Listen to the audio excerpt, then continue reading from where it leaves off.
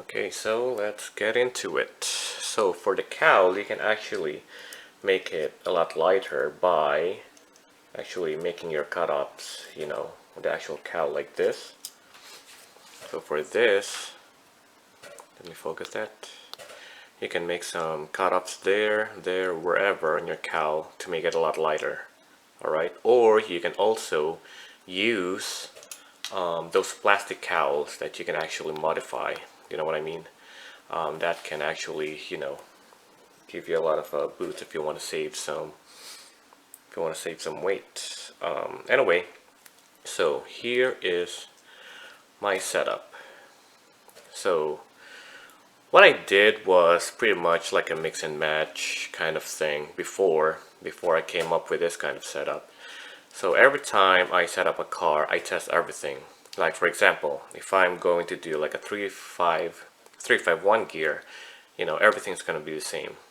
Then I'm going to change to 4.1 and so on and so forth, and everything's going to be the same. Now if I change tires, I need to test it with the 3.5 or the 4.1 or whatever.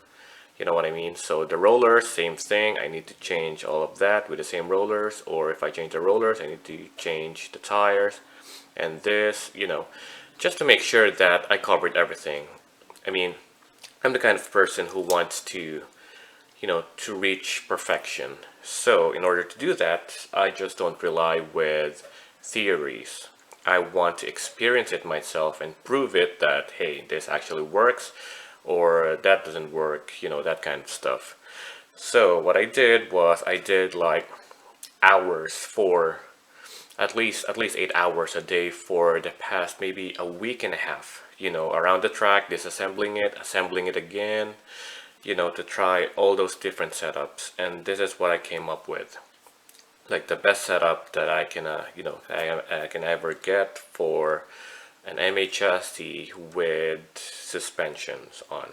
So all of these parts are Tamiya parts, except for obviously the bumpers and this arm right here. I'm still going to replace that with carbon fiber, to save more weight. But yeah, apart from that, all of them are Tamiya parts, completely Tamiya parts. So let's get on with it. With this, the suspension, I made sure that it is connected to the chassis. That's the best way to do it, because if not, it's not going to be as stable.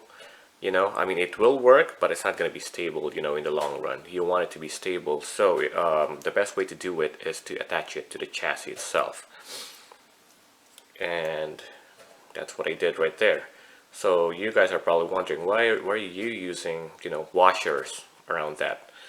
So the purpose with the washers, and this is actually true with with any vehicles or whatever, whatever you do, people will always use washers. So the purpose of this is to spread out the stress that the screw is causing, the area, or for this case, the chassis itself. So you want to spread out that stress, you want to spread it out evenly, that stress distribution around the area. If you just put the screw there, the screw will just cause, enough stress around that area, in that particular area, So yes, it will work, it will stay there, but in the longer run, if you're looking into the future, about the possibilities of what's going to happen with your chassis, in this case, you'll see that the hole inside of it will actually grow bigger and bigger, and later on you will have to, replace it or put some washer on, or whatever the case may be. So for me, that's what I did. So let's demonstrate that. There's the front, and you can actually see that it is working. And so is the back part right there. Let me focus that. Okay, so if you press the front, that is, whoops, that's actually going to go down like that. and so is the back part, but my setup is really close to the ground, so it's probably going to be a little challenging to see, but you'll see it there. It actually goes down just like the front, it goes down, but the back part has a little play. So that is it for the suspension setup. It is actually good. As you can see, I don't use any dampers. I used it before, you know, during testings and all of that stuff, but I found out that, you know, with this kind of setup, you really don't need the dampers, you know, those weights. I tried putting them on the side and the back, or even the front actually. I tried that too. You know, although this is an MA chassis, you don't need to put, you know, any weights on the front, but I tried that too just for the sake of testing it, to find out for myself which are good and which are, you know, the bad. So that's what I did, and with this kind of setup, it is actually faster. Without any dampers, it is lighter, and it's not jumping at all. I mean, you can see like a slight jump, you know, from the bridges or the ramps, but it is really, really stable. And you guys will probably think about why am I using, you know, this rubber ring, you know, for the front rollers. Yes, I used actually this one before, the lightweight, let's see, this lightweight rollers from Tamiya. I mean, they're all Tamiyas, but yes, I used this before, ringless, and for some reason it came out to be, you know, like 0.2 or 0.25 seconds delay, you know, if I can say that. You know, it's not as fast for some reason. I'm not too sure what happened there. I mean, everything's the same setup, right? So I just tried that because I know that's supposed to be, you know, ringless in the front, so it'll be a lot faster, especially on corners, but for some reason it just didn't work out. I tried using this as well, this one, like my old rollers, if I can focus it, let's see, okay, I'm just gonna move it back. So right there, I tried using this too, because this one I actually removed the ring, so I only have like less contact there. So although that helped, but it yielded the same result as the one with, you know, the rubber. So I decided to go for the rubber instead, because that's going to lessen the friction, you know, around the track. So that is the reason why I tried going, you know, lightweight with this kind of setup, you know, as lighter as I can, because I want it to be, you know, like everything that I do with Tamiyas, I want it to be perfect. I want it to be right. I don't want it to just make it just because. Alright, I always strive for perfection. Okay, so for the sliding dampers, for the front, it actually slides. If I can actually focus that, let's see. That actually slides right there. It is working. But I made this a little stiffer, and there's a reason behind that, and the reason is because I connected this with the you know, with the chassis itself, and that's not the problem. The problem is if I make it a lot softer around the track, you know, it's going to mess up with the suspension. That's why I made it a little stiffer. You know, I can make it, you know, softer, but that didn't yield to a better time, better lap times, if I must say. So that's why the reason I made it a little stiffer is to make it, you know, to make the best time out of it. So it all depends, you know. Every time we set up cars, or Tamiya cars for this matter, we need to test everything out. Which one will make, you know, the best setup, the best balance, and the best lap times. That's the most important thing.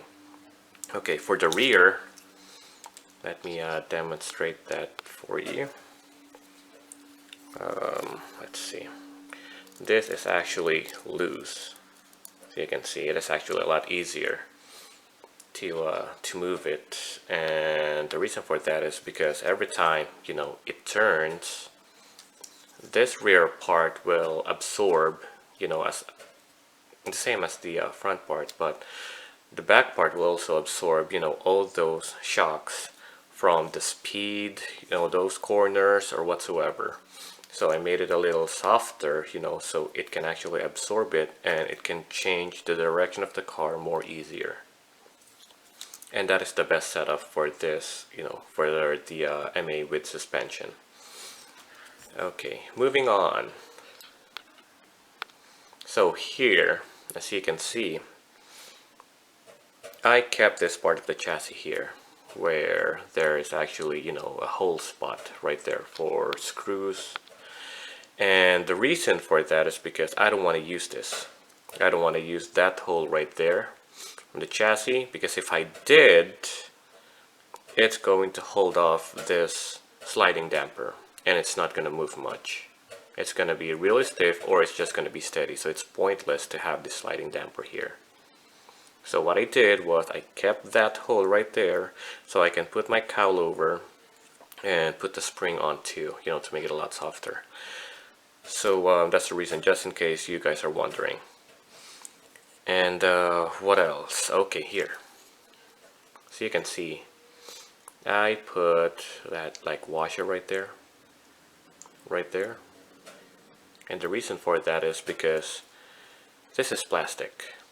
My wheels, basically my rims, they are plastic. And if I just take that in with the with that red spacer, you know, it's gonna cause friction. It's not gonna be smooth as I want it to be.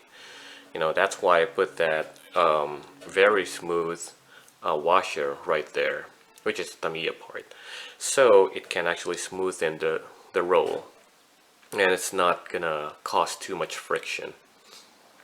And so you can see I also put that there. That is actually part of the pinion gear. I trimmed it and put it on like that, you know, to secure this gear right there, so it's not gonna move much. Same with the back right there.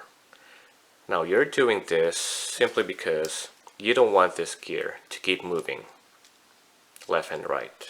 You're going to lose some time there, like few, you know, 0.2 of a second, maybe 0.3 of a second, you know, but in racing, you know, all those little things count.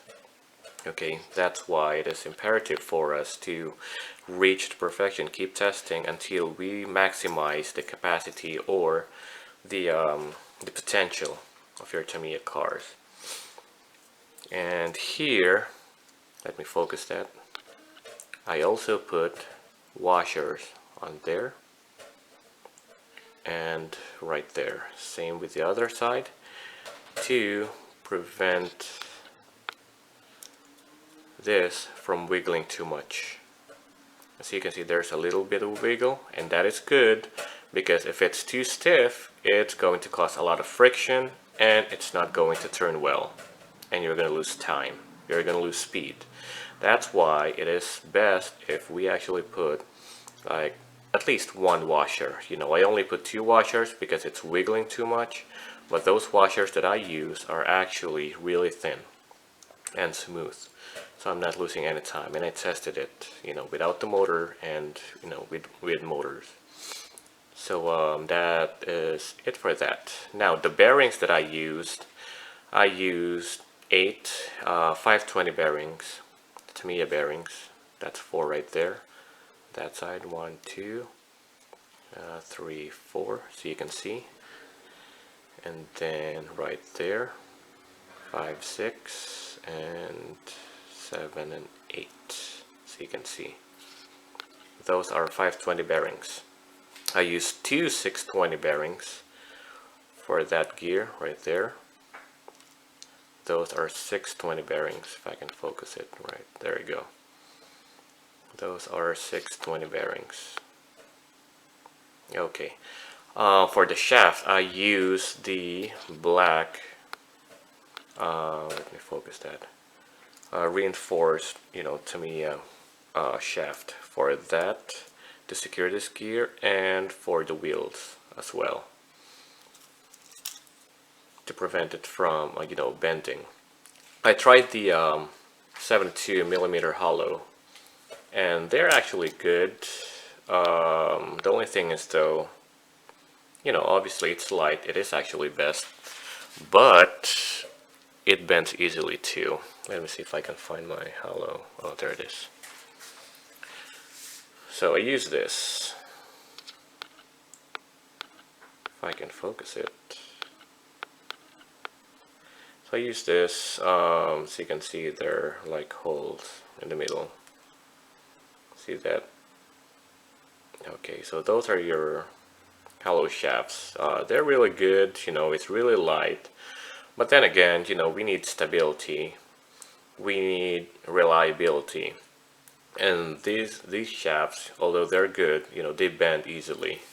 And you don't want that if you're actually racing, competitively. So that's a no-go.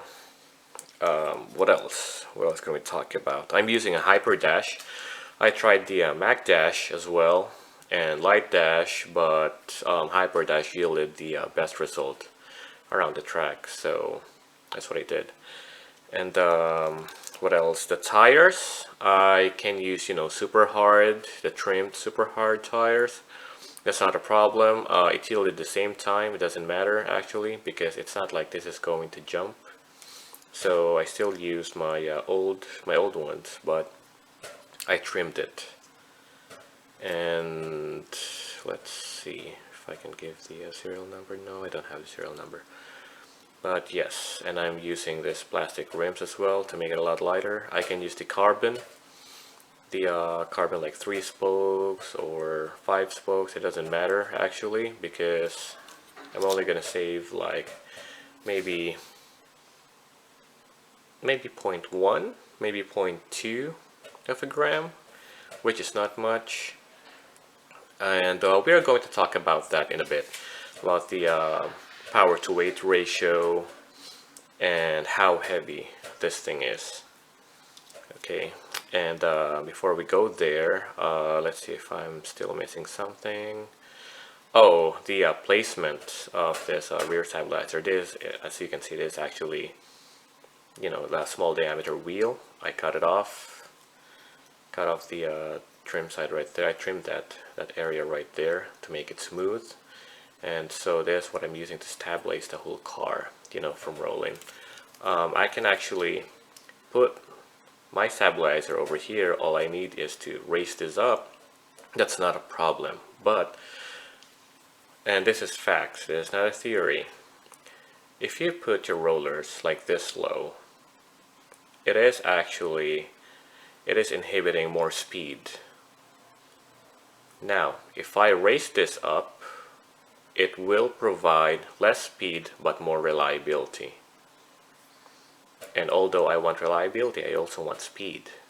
So what I did was I lowered this down to get more speed, and I put my rear stabilizer over here to stabilize it, just to be sure that it's not going to flip over every time it hits the corners or the ramps or whatsoever. For the front, I'm using this kind of setup. All of them are carbon. This one, it's on this angle because you don't want this stabilizer blocking the wall, because obviously the front rollers are not going to work much. And you don't want that. That's why it is in an angle, so it's not going to prevent the rollers from hitting the wall. If you move this forward, this stabilizer will actually be around this area, and it's going to hit the wall first before your rollers. And you don't want that, because it's not going to slide. It's not going to roll faster, especially around the corners. So this is, whoops. So this is what you want to achieve. Just a little testing right there. Actually moves like that. And so it's the other side. It's not hitting anything. All right. Okay, so now we are moving on to, I think I covered everything already. So yeah, so now let's talk about power to weight ratio. Okay, so here, let me get my cell phone so I can pull it up real quick. Here we are going to calculate the power to weight ratio so you can see the importance of it. If I can actually focus it, let's see. I'm using a calculator because it's, it's a lot easier than calculating it on paper. So anyway, this is just an example. I'm not saying that this is like it produces 10 horsepower. This is just an example, okay? So if we have 10 horsepower and the vehicle weight is like 120 grams, for example. Okay, let's calculate that. Okay, so you can see here the power to weight ratio is 37.79, or we can just say 37.80 for that matter. Okay, so if you saved like a gram, for example, so let's put it down to 119. Your power to weight ratio is 38.11. So earlier it was 37.8, right? Now it's 38.11.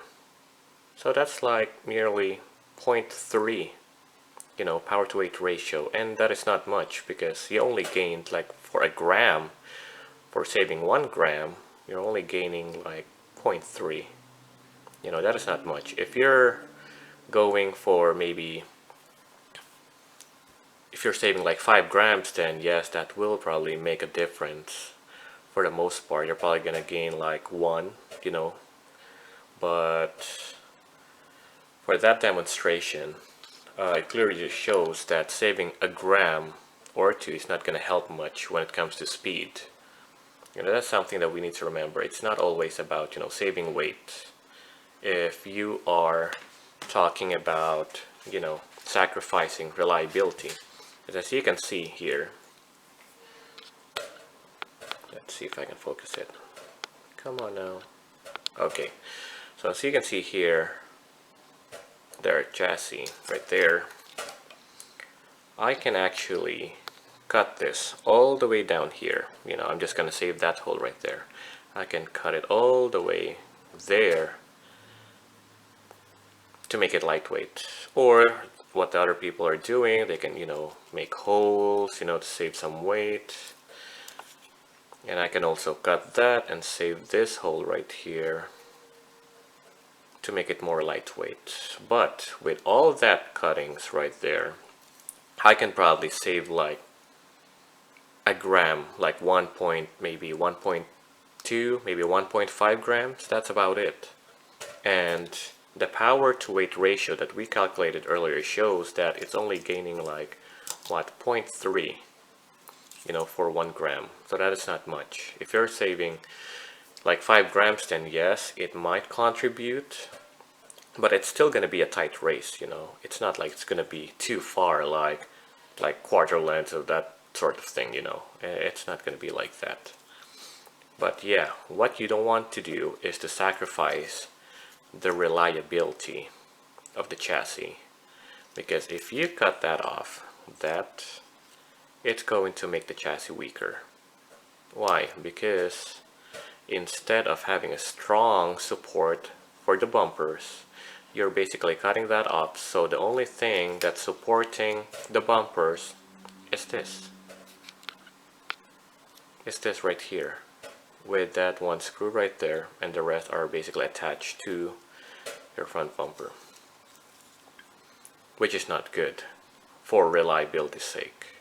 Okay, yes, it can make it lighter, but just like what we showed you earlier with a power to weight ratio, it's not going to help much if you're going to sacrifice it for reliability. Same with the backside. You only have this thing that supports this whole parts right here. I mean, that is not good at all. Although, in Japan they usually do that, to save more weight. But I'm going back to what I said earlier, that in our calculations, saving a gram will not help much. Okay, so with that being said, let's weigh it and see how heavy this thing is. Okay. So now here we are going to use ounces, okay, because this will be more accurate.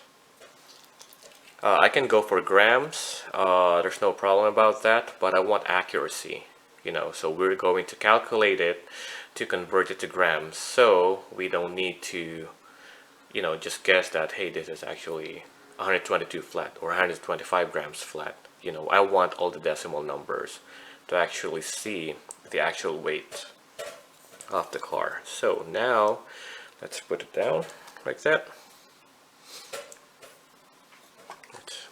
Oops, that is 0. Okay, 4.2, 4.3. Okay,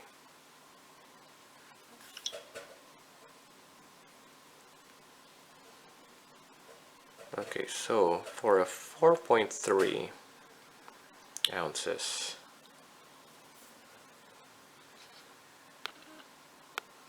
this is actually 121.9.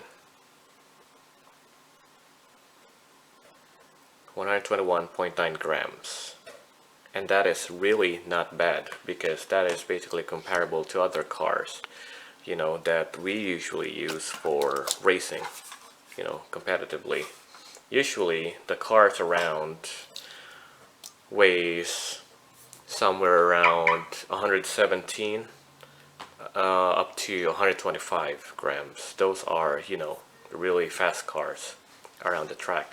So this, the fact that it has suspensions on, you know, that is really light, and it made it lighter because I don't have any dampers.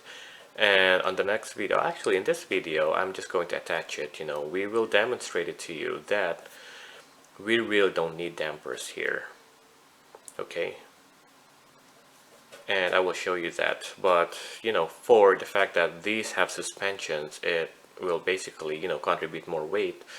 But for 121 grams, you know, that is really not bad.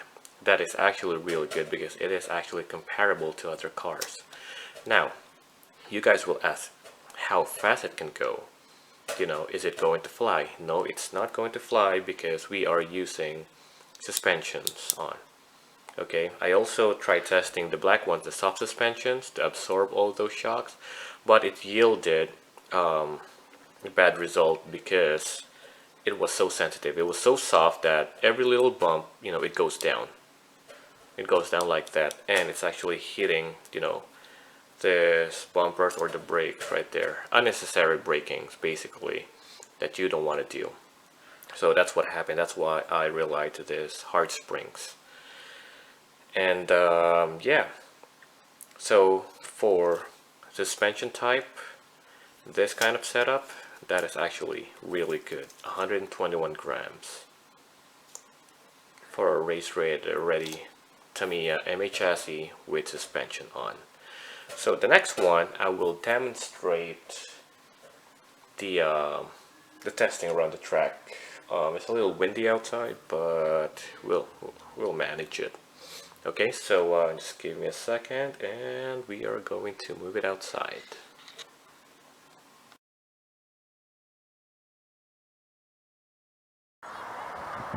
Okay, so now we are going to start the testing. As you can see, check out the time there, it's 00, and I am going to use this car with no dampers on. That's what we said.